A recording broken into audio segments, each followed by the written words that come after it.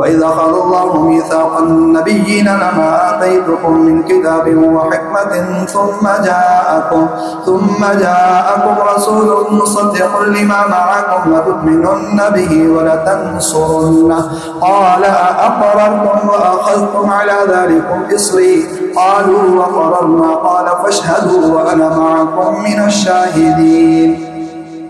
فمن تولى بعد ذلك فأولئك هم الفاسقون أفغير دين الله يبغون وله أسلم من في السماوات والأرض طوعا وكرها وإليه يرجعون قل آمنا بالله وما أنزل علينا وما أنزل على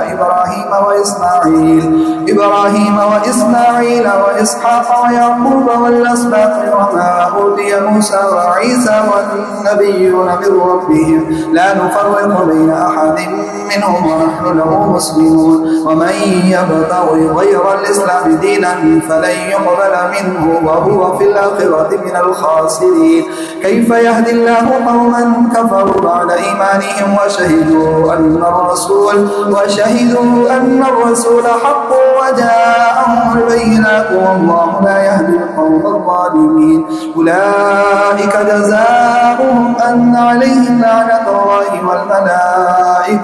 والملائكة والناس أجمعين خالدين فيها لا يخفف عنهم العذاب ولا هم ينظرون إلا الذين تابوا من بعد ذلك وأصلحوا فإن الله غفور رحيم إن الذين كفروا بعد إيمانهم ثم ازدادوا كفرا لن تقبل توبتهم وأولئك هم الضالون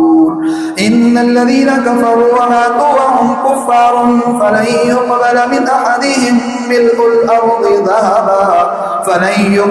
من أحدهم ملء الأرض ذهبا ولو افتدى به أولئك لهم عذاب أليم وما لهم